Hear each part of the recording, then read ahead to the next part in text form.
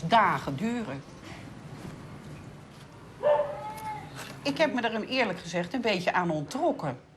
Want het maken van die offers, dat kost me zoveel tijd. En ik mis de geloofsovertuiging om dat ervoor over te hebben. Ik denk dat je dat ook alleen maar echt kan doen als je het gevoel hebt van dit is heel belangrijk voor het welzijn van mijn gezin, van de maatschappij. Ja, sorry. Hoeveel tijd wat wordt er eigenlijk van je verwacht? Wat zou je moeten doen? Nou, meestal je hebt natuurlijk gewoon de dagelijkse verplichting. Dat is hier in huis dat er 35 offertjes per dag worden neergelegd. En met een wierookstokje en met heilig water besprenkeld. Nou, dat doe ik niet. Ik voel me zo vervreemd van mezelf als ik dat doe. Oudere vrouwen, die zijn daar veel mee bezig, want die hebben daar ook de tijd voor. En jongere vrouwen, die komen dan soms na hun werk, zeg maar 4, 5 uur, en die gaan tot 12 uur door. En dat gewoon 4, 5 dagen achter elkaar.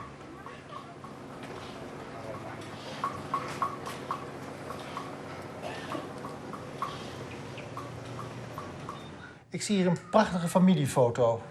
En wie is de ster? Nou, Sita van Bemmelen. ik ben niet de ster, hoor.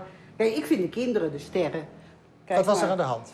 Dit is een foto genomen tijdens onze tandenveilceremonie. Wat is een tandenveilceremonie? Volgens de Balinezen horen je tanden geveild te zijn voordat je overlijdt. Want anders dan lijk je op een dier. En ben je dus niet eligible om in je naam als opgenomen te worden. Dus de tanden geveild, dat is een must. Ah. Oh no. Kijk, dit was toen ik op het tandenveilbed lag. En het wordt gedaan door een specialist? Ja. Een priester? Nee, geen priester. Dat hoeft niet een priester te zijn. En wat spuug je daaruit? Ja, er komt natuurlijk wat vuilsel los. Nou, dat wordt je dan geacht uit te spugen. Jeetje. Maar doet het pijn? Ja, als ze het echt doen, dan voel je dat wel, hoor. Ja. Maar ja, bij sommige van een van die nichtjes werd het dan iets steviger gedaan dan bij de andere. Vooral de bedoeling is dat de hoektanden niet meer scherp naar buiten steken. Hè? Dat die weggehaald worden. Dat je dus een mooie rechte lijn krijgt. Maar ik zou even nog de achterste laten zien. Want je doet zoiets niet als gezin alleen. Je doet dat meestal met een groep broers, neven, die kinderen hebben, die allemaal in de leeftijd zijn dat ze hun tanden geveild mogen worden. En dat is voor meisjes nadat ze hun menstruatie hebben gehad. En voor jongens natuurlijk als ze hun baard in de keel hebben. Want dat was vroeger waarschijnlijk een teken dat ze huwbaar waren. Dus dit was ook een soort rite de passage die je in een nieuwe levensfase induidde. Maar mijn echtgenoot was heel erg blij. Want deze ceremonie is voor ouders het laatste wat ze doen voor hun dochters. Dit is hun laatste verplichting, ceremoniële verplichting voor hun dochters. Dus als je dat gedaan hebt, dan is er zoiets van... Ik heb me van mijn verplichtingen gekwijt. Als je niet Balinees bent, ben je automatisch iemand van de lagere kasten. De soedra's. Wat het betekent is dat je, als je trouwt met iemand die wel van kasten is, dat de familie dat meestal heel mooi vindt. En het meisje zelf. Ik weet het niet hoe het zit, maar tegenwoordig als ik het zo hoor van degene die, net als ik, in de familie ingetrouwd zijn. En die van lagere komaf zijn. Je moet je bewijzen. Je bent niet helemaal gelijk. Je wordt dan ook bijvoorbeeld als je overlijdt niet precies op dezelfde manier gecremeerd als degene die wel van brahmanenkasten zijn. Dus dat verschil wordt altijd benadrukt via ceremonies. De rook van een crematie dwarrelt mijn hotelkamer binnen. Een kleine ceremonie op het nabijgelegen strand. Maar ook een sociale gebeurtenis voor familie en toeristen. Het oog van de camera is welkom.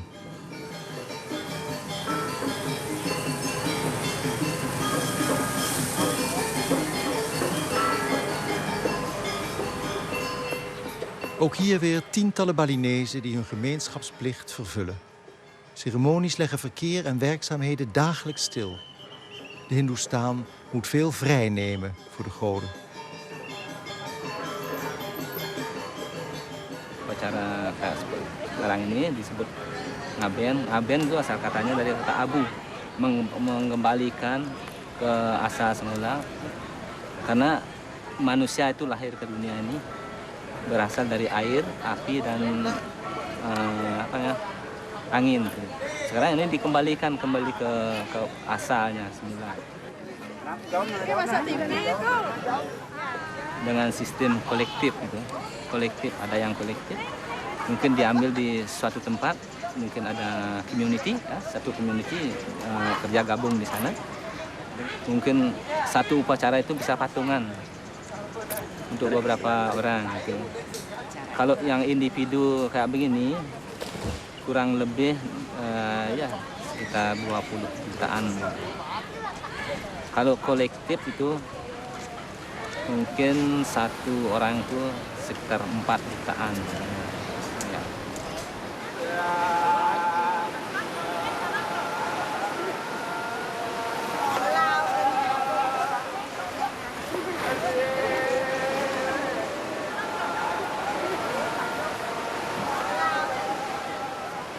Masalah ritual banyak sekali di Bali. Mulai nikah, kawin, baru ngidam sudah ada upacaranya. Ngidam sang istri udah ada upacaranya. Mulai ngidam udah ada. Umur kandungan 7 bulan ada upacaranya. Sampai lahir, begitu putus tali pusar ada upacara. Yaitu umur 42 hari ada upacara. Tergantung kita yang melaksanakan mau ambil yang tingkat mana, tingkat nista, madya dan utama gitu. Udah itu kalau sudah tingkat 2 seakil balik ada upacara lagi itu. Setelah lewat akil balik itu ada upacara potong gigi.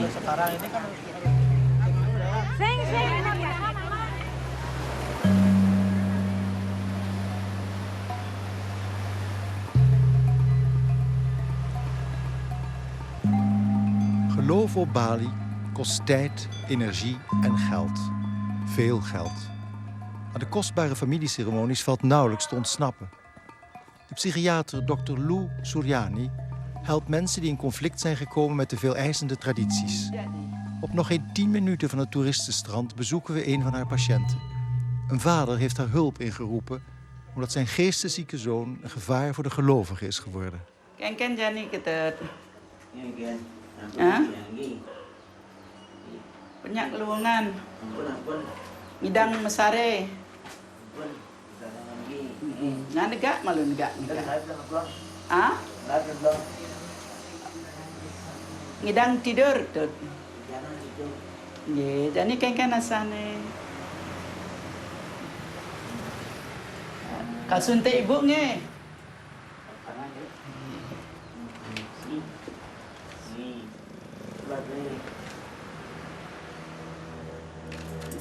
Mondor kadena kapal terbang ya. This looked very serious. What is the problem with this man? Laki-laki ini mengalami gangguan schizophrenia. Sudah 6 tahun dia sering ngamuk, memukul orang tuanya dan mengambil binatang-binatang peliharaan orang lain, sehingga masyarakat takut kalau sampai dia dipukul oleh orang karena mengambil sapi. Menang nak? Menang. Menang.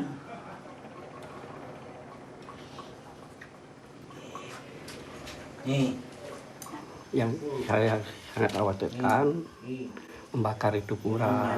Nah itu yang sangat mengerikan. Kalau ngambil barang-barang itu kan dimaklumi oleh tangga. Itu bakar puranya itu. Bakar itu Pertama pakaiannya dibakar di kamar sana, pakaian dibakar. Kan kelihatan asap, saya masuk sana. Jamur utang dibakar sana dalam, pakaiannya semua. Itu pertamanya. Ada kandang sapi yang ramnya dari dibakar. Itu kata-katanya akan bakar pura itu. Nah, dengan jalan itulah saya khawatirnya pura itu resikonya berat.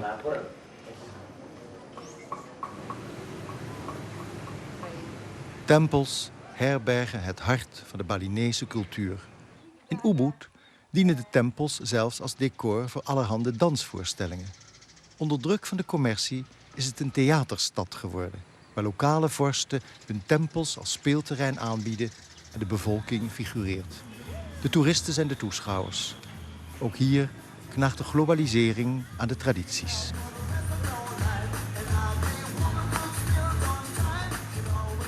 Het tempelcomplex van een adellijke familie doet dienst als oefenterrein voor aerobics en fitness. Tegen het lawaai in probeert de danseres Cho Rati de rituele danskunst aan haar 11-jarige dochtertje door te geven.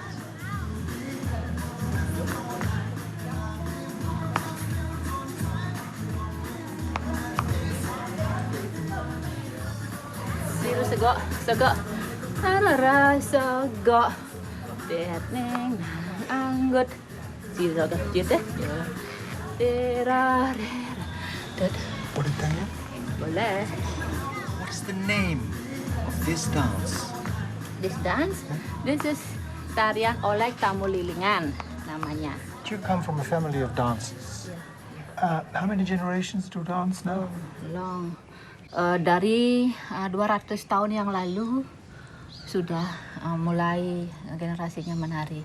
Lalu itu karena tarian adalah bagian dari sesajen. Upacara sesaji itu offeringnya untuk God. Kalau kita menari sama dengan God menari, Tuhan menari dengan kita. Karena kita adalah sebagian kecil dari Tuhan, karena kita senang menari, Tuhan pun masuk ke dalam kita, jadi ikut menari. Seperti itu, karena kita tidak pernah bisa lihat Tuhan. Tapi kita bisa merasakan kegembiraan dari Tuhan, cinta Tuhan.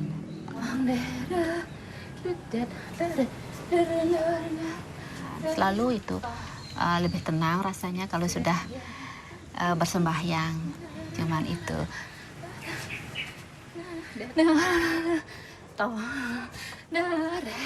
Waktunya anak-anak sekarang banyak nonton TV, Facebook, telepon, terus juga belajar. Jadi dia lebih stres sebenarnya sekarang karena tidak sempat bermain. Bermain di Facebook saja. Ya, seperti itu. Lain dengan kehidupan waktu saya masih kecil, belum ada listrik. Kan paling penting listrik. Begitu ada listrik semua ada kemajuan. Ada lampu, ada hiburan, ada air gampang datang ke rumah. Dulu kita pergi ke sungai untuk cari air. Terus ini ada sumur. Sekarang tidak semua, tinggal putar keran, tinggal angkat telepon dengan listrik semuanya, internet, gampang sekali. Senam persendian. Kedua kaki direnggangkan, lengan dijulurkan ke depan, mengibaskan telapak tangan ke atas dan ke bawah. 4, 3, 2, 1. Do, wa, da, wa, do, wa, da, wa, do, wa, da, wa, do, wa, da. We gaan naar een tweede patiënt. Een vrouw die de psychiater nog niet eerder heeft gezien. We horen alleen dat ze na een scheiding van een man uit een lagere kaste niet meer welkom is in haar eigen hogere kaste.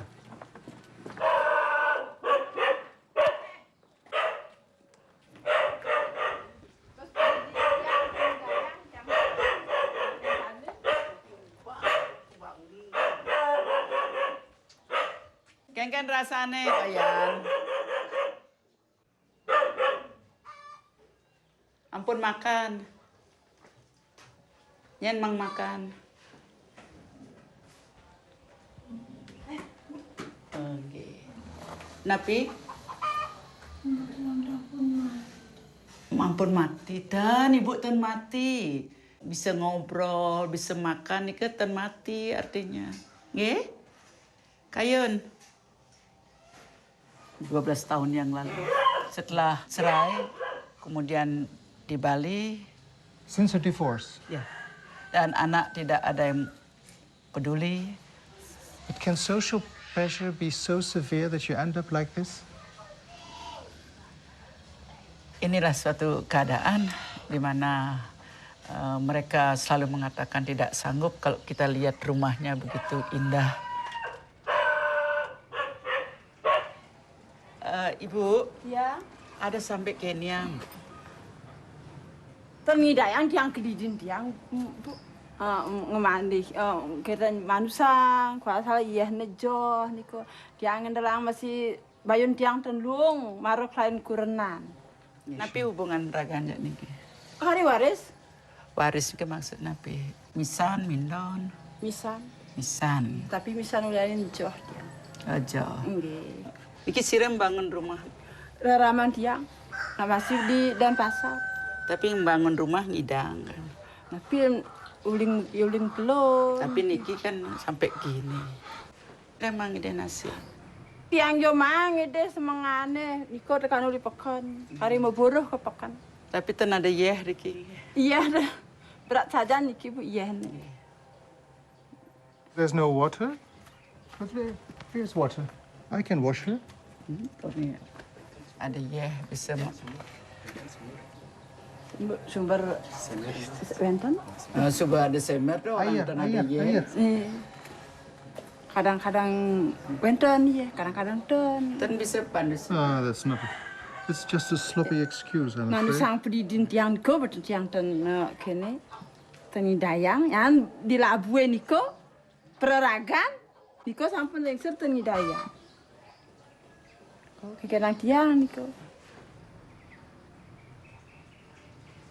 Nog geen 5 meter van de plek waar die vrouw ligt te creperen. Die ze niet kunnen wassen omdat er zogenaamd geen water is. Altaartje, hier ommuurd en nog een altaartje op de binnentuin. De goden hebben het hier beter dan de mensen, zou je zeggen. Op het erf. Gewoon een kraan, stromend water. En mevrouw me zegt, ik heb geen water, ik kan er niet wassen. Verdomme, de neiging om een hele pan water in haar gezicht te gooien. De crew haalt de vrouw uit haar hok en de tolk was de poep van haar gezicht.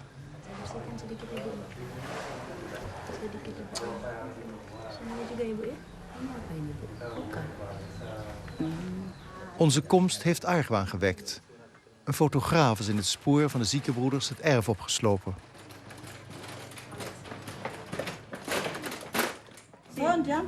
Yang punten bang ke makte.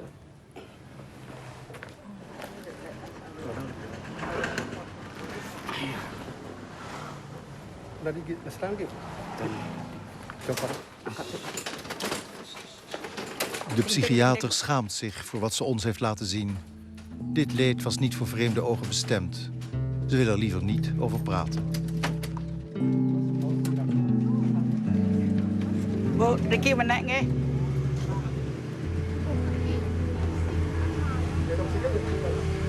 Nanti dokter yang merawat.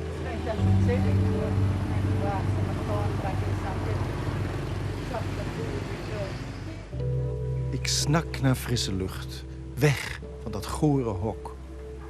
Dr. Lou ziet het als haar roeping de balans en de harmonie te herstellen. Zo kenmerkend voor het hindoeïsme. Ze wil haar patiënten spirituele hulp bieden. Onze rituelen kunnen helpen, zegt ze verontschuldigend. Maar uit angst voor de omgeving, die het te druk heeft met de uiterlijkheden van het geloof, sluit men geesteszieken op in een hok of legt men ze vast aan een ketting.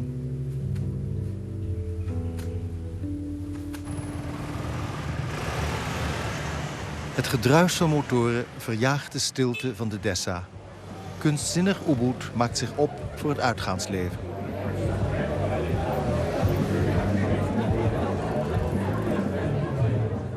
De danseres Cho Radi nodigt mij uit voor een voorstelling in het door haar familie beheerde tempeltheater God Entertainment.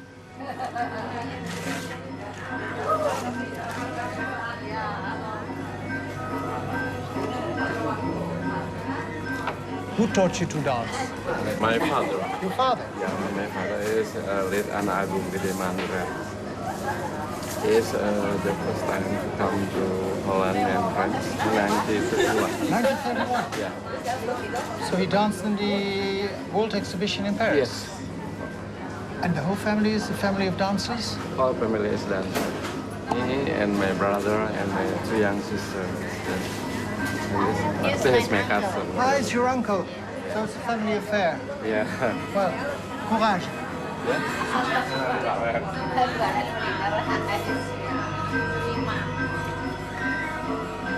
Can you still breathe? Yeah. I can.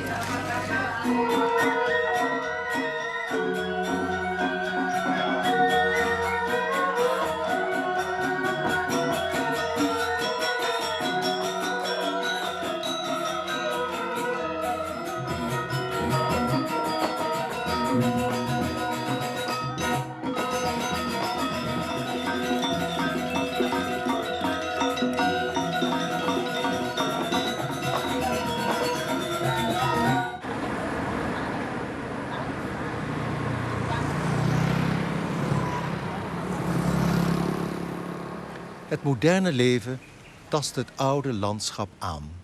Veel van de 6 miljoen toeristen, onder wie 100.000 Nederlanders, die Bali jaarlijks bezoeken, bijna het dubbele van het aantal inwoners, willen slapen in een tropisch decor. Er worden ook duizenden vakantiewoningen gebouwd. Honderden hectares rijstvelden zijn geofferd aan commerciële belangen. Werken in de hotelindustrie loont beter dan werken op de natte velden. Het zich vanouds zelfvoorzienende Bali importeert nu jaarlijks 820.000 ton rijst uit Thailand. Er is een ernstig watertekort. Er wordt illegaal gekapt, waardoor erosie optreedt. Bijna 200 kilometer kustlijn ging verloren, waaronder 48 stranden.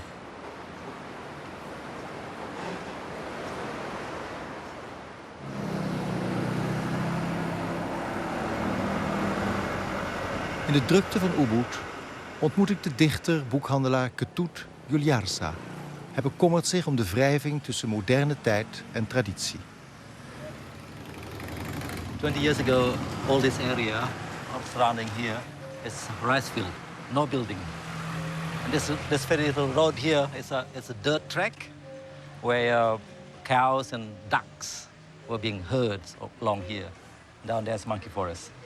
So when I bought my piece of land in the back here, I have a view of the mountain, Gunung Agung, Mount Agung up there, and the monkey forest down here.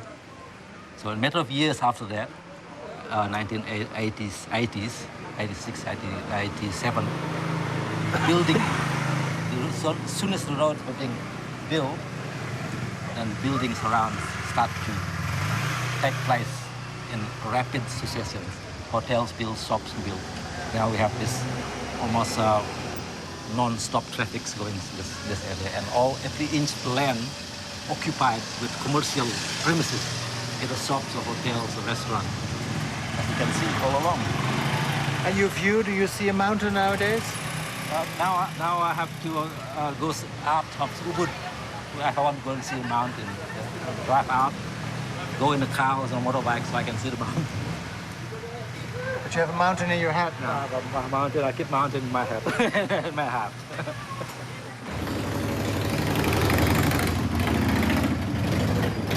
In zijn boekhandel laat hij het ongeschonden Bali zien, vastgelegd in een collectie fotoalbums.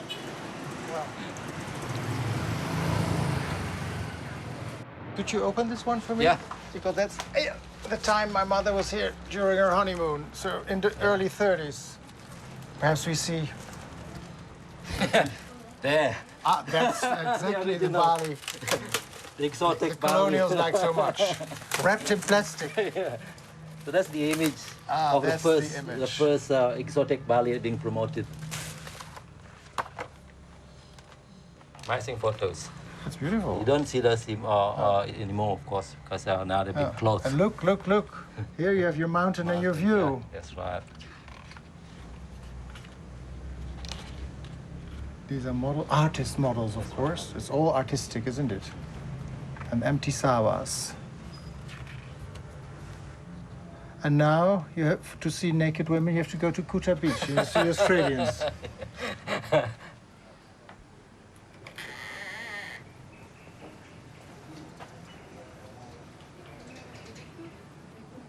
Masa kecil di Bali. Aku ingin anakku melihat gunung. melangkah satu persatu, bertumpu pada dahan dan bebatuan, menghindari lubang dan jurang terjal. Waktu tiba di puncak, peganglah hidup dengan baik, hormati nasib jadi saksi gunung yang gemuruh. Tapi mengapa, kata anakku, kita harus repot begitu? Kita bisa lihat gunung meletuskan api, menyemprotkan air dengan membayar $10 di taman festival. Aku ingin bercerita pada mereka tentang Garuda, makhluk dewa burung dari cerita India Ramayana, bahwa setiap setia pada Tuhan kan kalahkan setan. Para pahlawan yang tumbuh besar di imajinasi kita.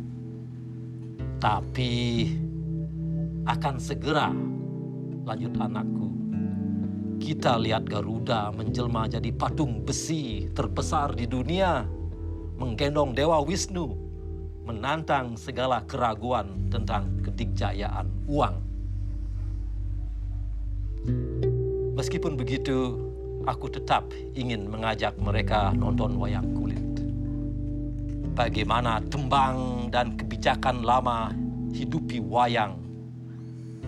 Walau ku tahu, mereka punya komputer program, beranimasi, bisa ciptakan segala bentuk kemungkinan dan realitas.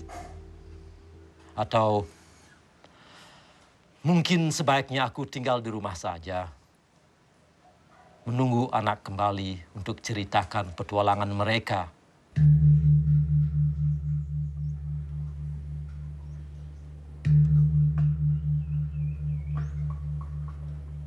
Tradisi yang dimuseumkan adalah bukanlah tradisi atau kebudayaan yang murni, bukan kebudayaan yang sejati, karena kebudayaan itu bersifat sangat cair, sangat mengalir, sangat terus berubah. Kebudayaan itu adalah merupakan kegiatan aktivitas manusia dan lingkungannya. Sehingga begitu kebudayaan itu ditaruh dan dikotakkan, itu menjadi kebudayaan yang semu. Sedangkan kenyataannya kita memerlukan kebudayaan yang liquid, yang bisa menerima perubahan zaman. Karena kita harus berinteraksi dengan elemen luar, dengan kebudayaan luar, harus berinteraksi dengan manusia-manusia dari negara lain, sehingga kita memerlukan kebudayaan yang mampu menerima atau menyaring elemen-elemen tersebut, kita terapkan dalam kebudayaan kita. Pada mulanya mungkin saya merasa terbelenggu, merasa terikat oleh adat, oleh agama, oleh kegiatan ini. Terlalu banyak, terlalu merepotkan. Tapi itu harus saya lewatkan pelan-pelan. Sekel itu, belenggu itu harus pelan-pelan dilepas untuk berjalan lebih ke muka. Harapannya dalam hidup ini saya mampu dan bisa melepaskan belenggu itu untuk lebih jalan lebih bebas di masa depan.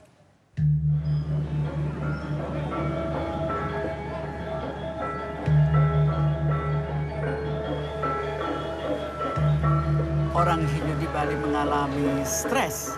Tetapi kalau kita bisa melihat positifnya, tentu stres ini akan membuat kita lebih kreatif menghadapinya. Seperti ada globalisasi, mengajarkan waktu adalah uang. Sedangkan agama Hindu mengajarkan waktu adalah hubungan yang baik. Kalau kita bisa mengkombinasi ini, memang kita perlu uang, tetapi kita juga perlu hubungan baik, maka kita akan bisa menggunakan kehidupan ini lebih baik lagi.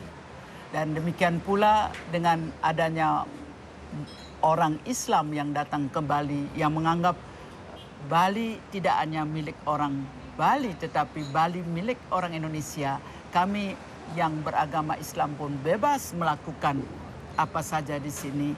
Menurut pandangan kami, sebaiknya mereka tahu di mana mereka berada. Tetapi kenapa pendatang-pendatang baru tidak mau menghargai kami seperti kami mau menghargai mereka?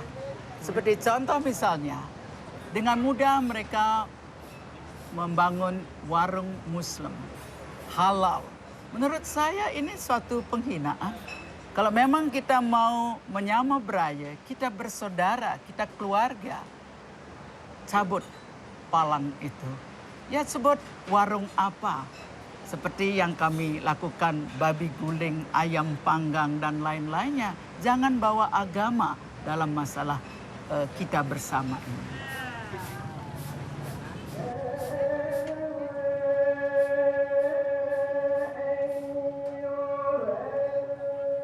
Bali kent ook een islam die zich wel degelijk bij de eilandcultuur heeft aangepast.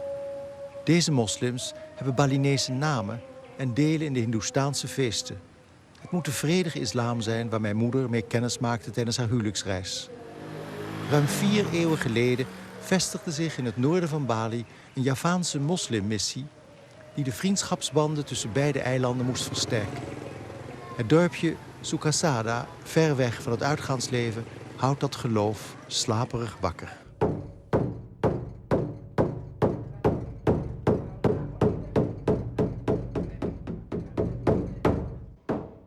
Dit is de kaart van Bali.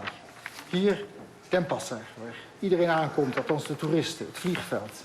Hier zijn de stranden, hier zijn de hotels, de tatoeages en heel veel asfalt en opgeofferde rijstsala's. Maar in het noorden Sukasada. Haar kennismaking met Bali moet ook het begin zijn geweest van een spirituele reis. De contacten met die verschillende godsdiensten inspireerden haar. Ze kocht er boeken over. We hadden thuis een hele kast vol. Ze las het, ze verbond het, ze haalde het allemaal door elkaar. Toen ik geboren werd na de oorlog, lazen wij met Kerstmis altijd een stukje uit de Bhagavad Gita, de Bijbel, de Torah, de Koran, Confucius. En het ging erom om aan te tonen dat al die godsdiensten met elkaar verweven waren. Zo ben ik thuis opgevoed.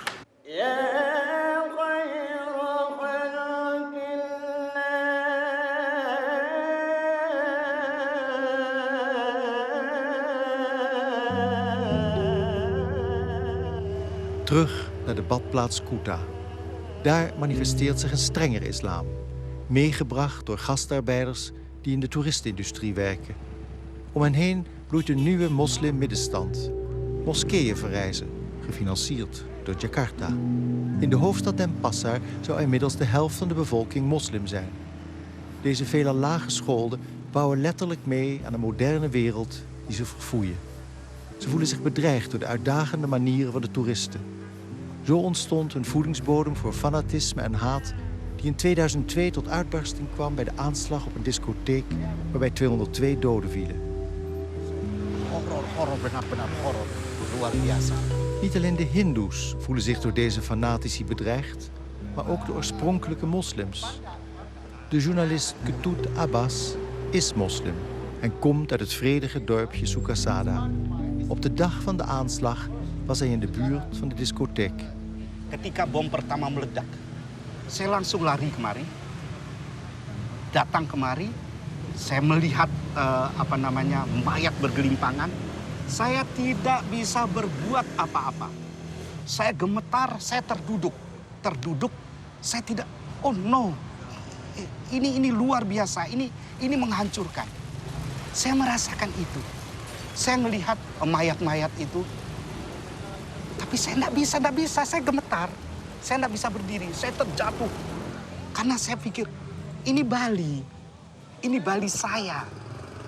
Perasaan yang sama juga dirasakan oleh teman-teman yang muslim.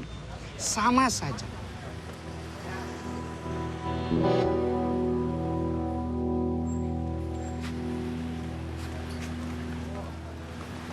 Saya orang muslim di Bali. Saya tidak mungkin merasa bukan orang Bali. Saya tidak punya tempat kemana-mana lagi. Tempat saya, lahir saya, rumah saya, tanah saya ada di Bali. Saya tidak mau ada orang yang merebut tanah saya. Begitu juga teman-teman yang Hindu. Begitu juga teman-teman yang Katolik, yang asli Bali. Pasti punya perasaan yang sama. Cuman mungkin intensitasnya yang beda.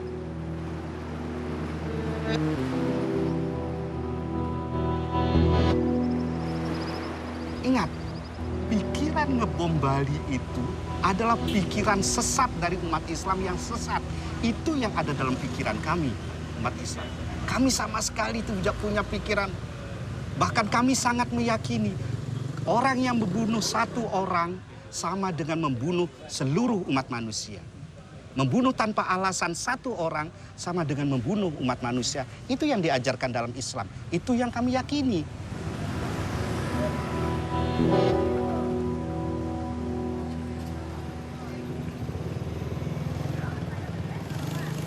Tien jaar na de bomexplosie zegt de Balinese politie een nieuwe aanslag te hebben verijdeld, waarbij 5 jonge moslim-extremisten zijn doodgeschoten.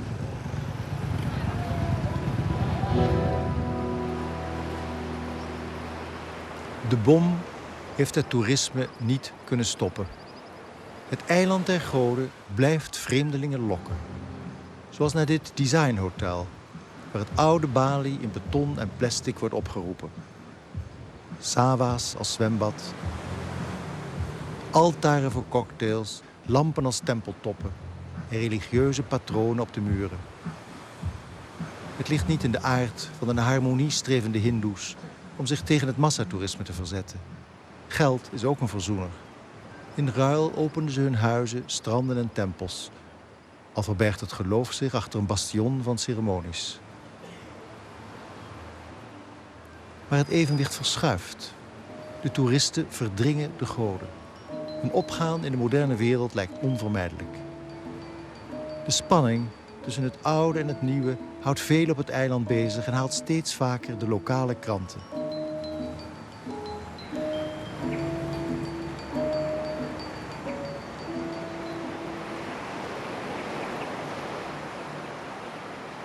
In de lobby vind ik de Radar Bali met een grote foto van de verwaarloosde patiënt. Bali klaagt zichzelf aan. Onze westerse verontwaardiging heeft de voorpagina's gehaald. Nieuws dat ik met Sita van Bemmelen moet delen. Deze mevrouw heeft 12 jaar in haar eigen stront gelegen. In de war geraakt na een scheiding. Wij zijn verontwaardigd. Maar hoe kijkt een Balinees naar zo'n geschiedenis? Ik denk dat zij van mening zijn dat deze vrouw, of andere mensen ook die de weg kwijtraken, dat gedeeltelijk ook te wijten is aan iets wat ze misschien verkeerd gedaan hebben in hun leven. Of hun voorouders, van wie ze een reïncarnatie zijn, iets verkeerd gedaan hebben. En daarom is het een lot waarvan men denkt van dat moet de persoon in kwestie doorlopen. Daar hoef je als familie niet echt iets aan te doen. En mijn moeder maar denken toen ze hier was tijdens haar huwelijksreis, begin jaren 30. Oh, dit is het ideale Indië. Dit is een harmonieuze wereld. Het paradijs op aarde. Ja, ik denk dat dat een heel rooskleurig beeld is, wat niet helemaal overeenkomt met de realiteit. Maar je kunt ook wel zeggen, in zekere zin past het wel in een groter geheel. In een groter in een geloofsovertuiging. Dus in die zin is het misschien niet harmonieus, maar wel een consistent geheel. Snap je? Van waarden en normen. Waar dit soort, wat in onze ogen excessen zijn, ook wel een plaats in hebben. Hemel en hel verenigd. Ja, maar hier denkt men ook inderdaad dat die twee heel dicht bij elkaar liggen. Dat is niet zo'n... het is niet zo'n antithese als bij ons, heb ik het idee. We kunnen het maar moeilijk bevatten. We zoeken de patiënt op in het ziekenhuis.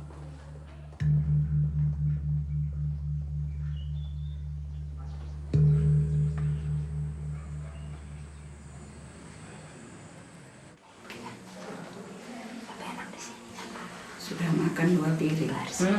Itu susternya yang mahasiswa. Ya. Sudah mau makan.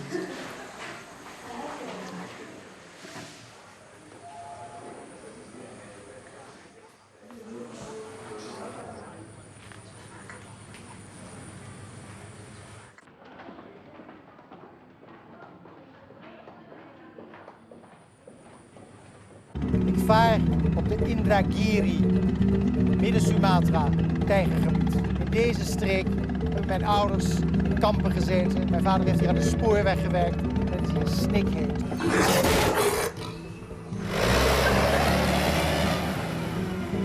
We zitten vast en niet zo'n beetje op. Zo'n paadje. Of er is hier flink gekapt, of bomen groeien in het geheugen veel hol.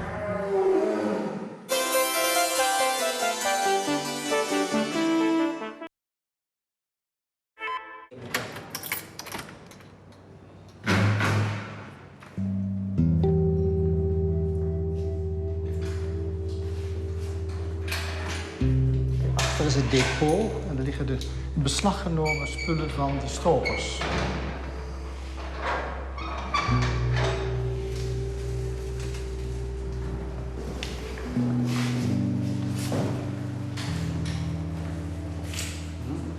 Oh, a tiger. Yes. Why is a tiger interesting for poachers? Karena dia punya nilai value yang sangat tinggi. Kulitnya mahal sekali, 25 juta rupiah bisa harganya. 25 juta rupiah. Kemudian juga gigi juga dia bisa laku. Kemudian juga kukunya untuk aksesoris. Kadang-kadang meat dagingnya juga dimakan. Untuk They eat the meat? Yeah. This here? Here, bone, like this. The tiger. Is it a tiger? Yeah. Yeah. And why are people This the interested tiger. in bones? Saya rasa itu untuk stamina. Stamina, ya. These are the valuable teeth. Dit is de moeder. Oh, that's a small child. I think yes. 4 months, I think. 4 months. Oh. Is it a big problem, poachers in Sumatra? Of course, because karena di Sumatera ini sering konflik manusia dan harimau. Ini konflik ini karena harimau mencari makan, karena habitat sudah hilang.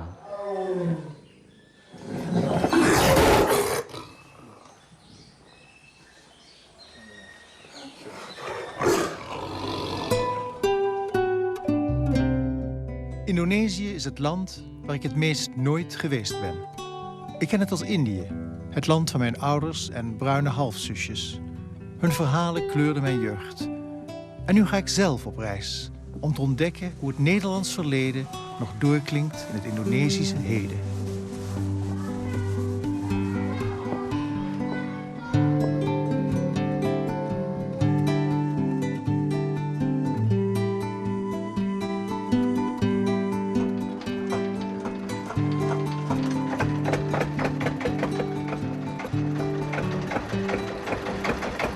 Sumatra was in mijn jeugd een eiland van beladen verhalen. Mijn moeder en halfzusjes zaten er in Japanse interneringskampen.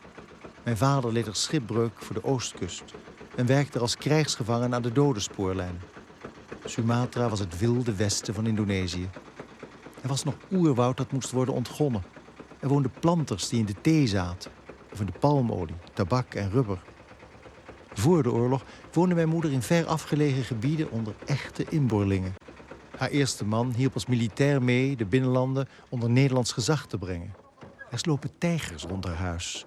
Tijgers die dood in de fotoalbums belanden. Niemand van de familie durfde ooit naar Sumatra terug te keren. Ik ben er verwekt en wil een jongensdroom werkelijkheid laten worden. Ik ga op zoek naar de tijger. Maar wel tuffend door de rimboe. De brommer is het vervoermiddel van de moderne planten.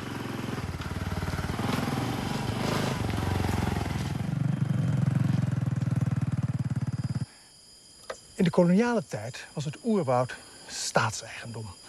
En de Indonesiërs hebben die politiek overgenomen. Nog steeds is de grond van de staat. En daarom is het zo aantrekkelijk voor mensen om hier geluk te zoeken. Van andere eilanden komend en hier een kleine plantage te beginnen. Want hier ben je veilig in de armen van de staat. Maar niet veilig voor tijgers.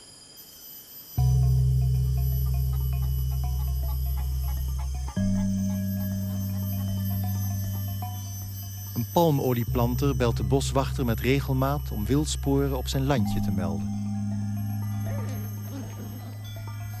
Ini Pauto, ini jejaknya ya? Iya ya. Kaki harimau? Ya, kaki harimau, jejak. Bekas jejaknya. Kena hujan. Kena hujan hilang bau dia.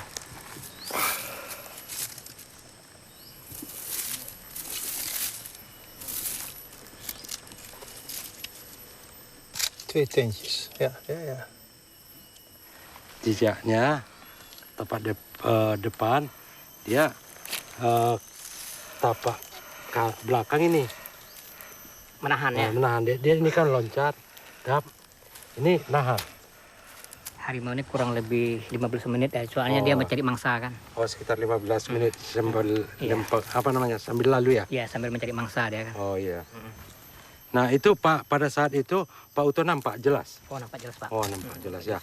Memang besar ya? Memang besar harimau tuh. Wah iya. Di sini ada 2 yang paling besar. Nah. Ada yang kira-kira 2 meter 10, ada yang 2 meter 25 tuh. Malam, siang, sore, kapan? Ini malam. Waktunya? Malam. Malam waktunya nih. Iya. Sekitar jam 9 ya malam. Jam 9 malam. Dia tuh Pak kadang-kadang jalannya mereng-mereng tuh. Kalau saya berapa kali berjumpa ya, kalau dia mutar, saya mutar. Tetap berhadapan saya. Saya takut. Dia kayaknya mencari arah kita juga. Jadi sistem mengintai? Iya, waktu itu saya jumpa nih, lepas jumpa bapaknya kemarin sore Pak ya. Pulang bapak, sorenya tuh 2 hari, saya jumpa dia minum. Setelah itu kan saya bengong sekali saya kan. Mau mundur gimana saya. Nah, jadi saya Pak Uto, dalam 1 bulan ini berapa kali masuk? Kira-kira? Dalam 1 bulan ini tak ada. Bulan tadi 2 kali dia masuk. 2 kali masuknya. Nah, dalam 1 tahun udah berapa kali dia? 1 tahun ini ada berapa kali? Mungkin ada 10 kali lebih Pak dia tuh. Nah, korbannya apa aja? Kalau korban yang kebanyakan itu anjing. Anjing? Ya. Udah berapa ekor? Kalau anjing saya Pak yang termasuk saya hitung udah 10 tuh. Iya. 10 ekor anjing saya. Yang paling disayang 1. Iya. Yang nama si Tommy tadi lah tuh. Yang paling agak pintar itu Pak. Itu yang diambilnya? Itu yang diambilnya tuh. Dia ambil tuh bukan dibunuh langsung. Tidak dibunuh langsung. Dibawanya? Dibawa begitu aja dia. Anjing tetap mandang saya begitu aja Pak. Pernah ketemu bangkainya?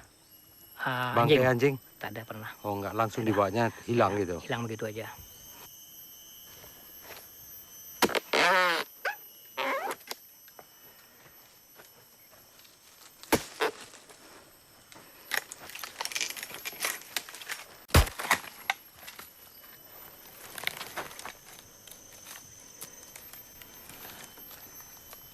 Naast honderden stuks vee en huisdieren werden er vorig jaar op Sumatra 30 mensen door tijgers gedood.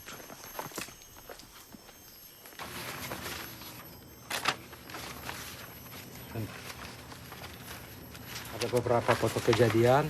Nah inilah, seperti ini foto kejadiannya. Baru-baru ini. Kejadian ini diserang. Sehingga mengakibatkan korban. Nah ini yang kedua. Serangan yang kedua ini lebih parah lagi. Pada saat serangan, mereka langsung berantem. Nah inilah akibatnya dalam kesombongan. Nah ini, kalau kita sombong manusia, harimau tetap menghajar. Apakah kesalahan mereka sendiri? Kesombong orang? Salah satu faktor penyebabnya kesombongan orang. Bahwa dia menyatakan kesombongannya bahwa harimau itu mau dibunuh, mau disate. Sehingga harimau itu datang menyerang pada waktu tertentu. Dia kuat itu, dia bersuara kan dari umpamanya dari sore sampai malam sampai pagi. Bagaimana bunyinya? Bunyi suara harimau. Aum, kata dia begitu suaranya. Aum, kata dia gitu. Nah itu suara dia tuh. Kenapa tinggal di sini dekat harimau? Ya kita usaha kita cari makan gimana? Kita kebun kita di sini ya terpaksa di sini kita cari. Kita kerja banyak di hutan kita terpaksa tinggal di sini juga Pak. Mau ke lain kemana lagi? Tak ada. Mau ke Pekanbaru, apa kerja di Pekanbaru? Ada kerja kita aja terpaksa kita kerja di sini. Asal dari mana? Kalau saya Pak dari Timbilahan, bapak saya dari Kalimantan. Kalimantan? Ya, Kalimantan asli bapak saya. Itu dari Banjarmasin. Transmigrasi? Iya, saya transmigrasi dari Timbilahan. Transmigrasi ya. Udah tuh masuk di sini. Di sini kurang lebih 20 tahun udah. Itu. Indonesië is een van de belangrijkste producenten van palmolie ter wereld. en Nederland de derde importeur. Palmolie wordt onder meer gebruikt voor wasmiddelen, cosmetica, chocola en biobrandstof. De vraag is de afgelopen 15 jaar geëxplodeerd.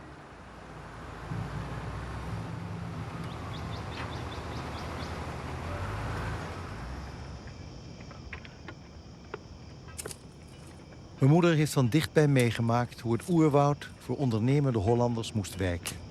Al in de jaren 30 werden vele vierkante kilometers tropisch hout uit de Rimboe gesleept. Rubber- en theeplantages kwamen ervoor in de plaats. Alles voor de export. Het winnen van palmolie veranderde het landschap op Sumatra nog ingrijpender.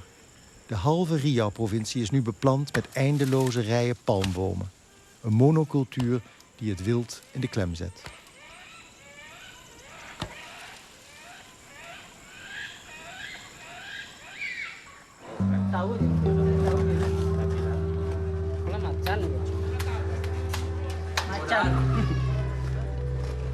Vangst van de dag bij de woudpolitie.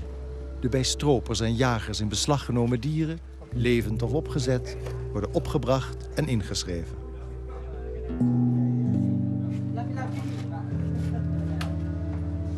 Een schildpadje. Krokodil. Krokodil. Oh.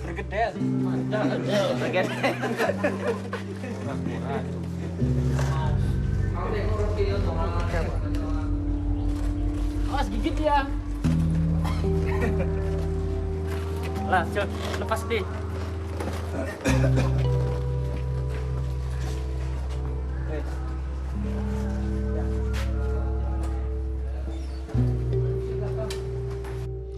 I want to show you something. Yes. This is a picture. This is my mother's first husband in 1938. And he just killed a tiger here in Sumatra, Riau. Sumatra. I was very proud as You a child. as a child. Yeah. But now? Well, I should be ashamed, politically correct. Right, okay. Yeah. Ya, ini hutan. Yeah. Hutan ya? Can you imagine a child is Yeah. proud when you come at school, you say, look, look, look. Yeah. My father has... Yes, I pointed to the white man and said, my father killed that tiger. Yeah, killed the tiger. Yeah, of course, yeah. You see, these people here were early encroachers. Yes.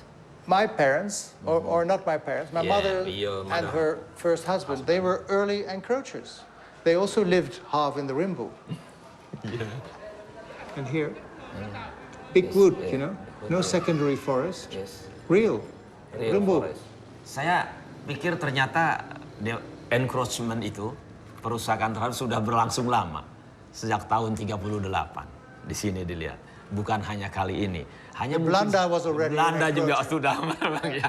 Hanya mungkin skalanya waktu itu tidak begitu besar seperti sekarang.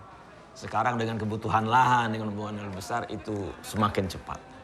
Dan percepatan antara kita menjaga protect area atau merehabilitasi itu lebih lambat dibandingkan dengan memang percepatan orang merambah tadi. Merambah di sana 24 jam. Kita tidak bisa 24 jam. Hal-hal seperti itu yang memang hambatan bagi kita. Ja. In het familiealbum is het niet bij één tijger gebleven, vrees ik. Ik tel er minstens 3.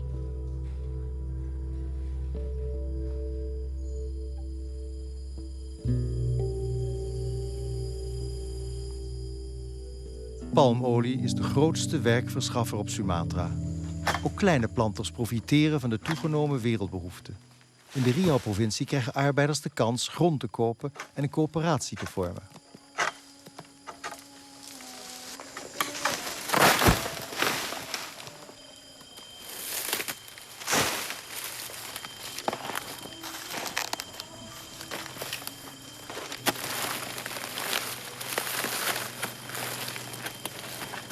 Di buruh di sawitan ini selama 17 tahun di sini.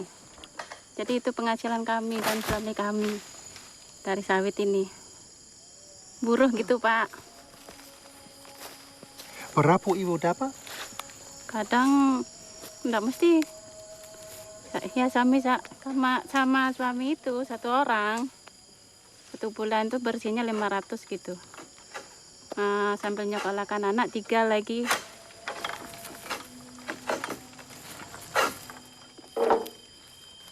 pongat buah satu persatu. Berharga ya?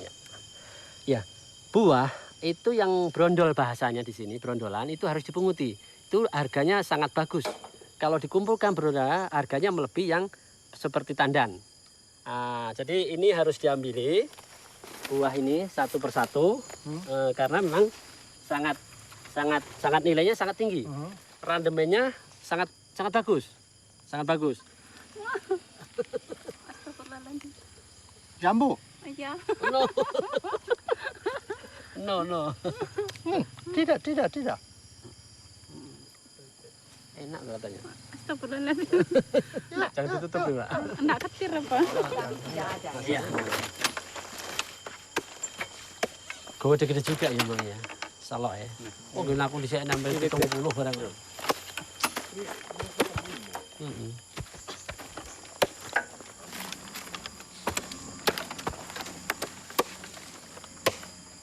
Anda punya kebun sendiri?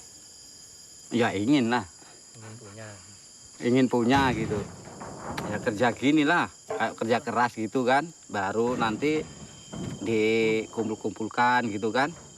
Perlu berapa tahun? Nah, ya entahlah kali berapa tahun lah gitu. Sampai bungkuk lah. Ya ada lah warisan untuk anak itu ada, sikit-sikit kan gitu.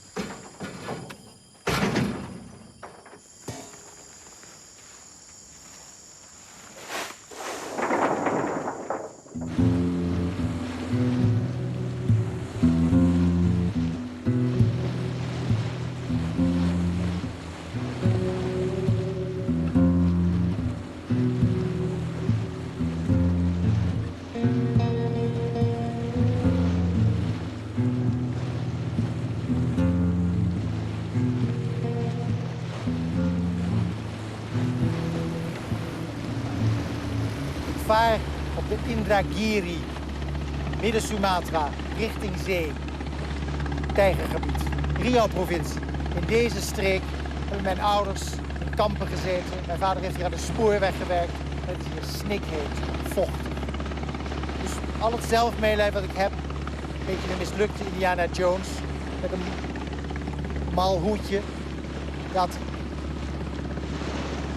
hoedje neem ik nu af voor mijn ouders, want in zo'n klimaat werken moet vreselijk zijn. Wij zijn op weg naar een dorp waar de tijgers de mensen hebben aangevallen. Want de mensen die hier wonen, werken in de bosbouw en gaan ver het land in. En de tijgers bijten terug.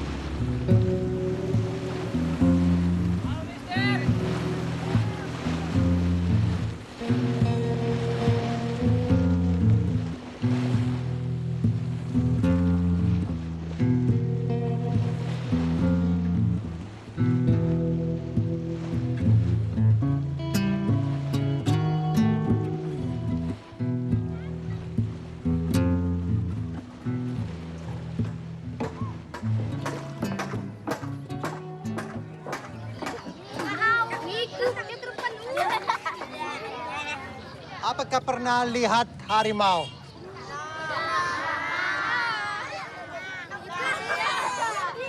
Cerita.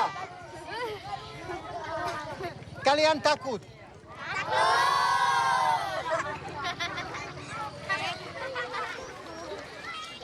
Assalamualaikum. Apa kabar? Sehat. Saya Aryan. Halo. Anda diserang harimau. Apa terjadi? Kalau dari awal pertama kami kan berangkat dari itu kan pakai mobil kan. Sampai pakai mobil langsung naik boat lagi kami. Udah itu naik motor lagi kan. Nah, udah kami bikin bedeng kan. Udah siap bedeng. Tidur kami satu malam. Masa pagi itu adik ini buang air. Langsung jumpa harimau. Ada harimau katanya kan. Ada kawan kami itu tidur kelambu itu agak jarang kan Pak. Sudah jarang. Dia tuh kelihatan sama harimau tuh gigit sendok yang bekas kami kucau air tuh Bu. Harimau kawan kami terpanjat, harimau itu pun terpanjat itu Bu. Turun kami di pinggir sungai kan. Langsung diterkam dia kan. Diterekamnya langsung kami terjun kan, nyelam kan. Lari kami ke seberang. Langsung lari-lari terus hampir 2 kilo. Bilang istirahat dulu kita. Jadi kawan-kawan tak mau istirahat kan. Langsung diterkamnya dari seberang. Loncat ya kan. Adik langsung kena. Sekarang ini di mata. Ya, ini di operasi plastik. Operasi plastik. Ini bawahnya ini dalam kelopak mata ini plastik. Ini kemarin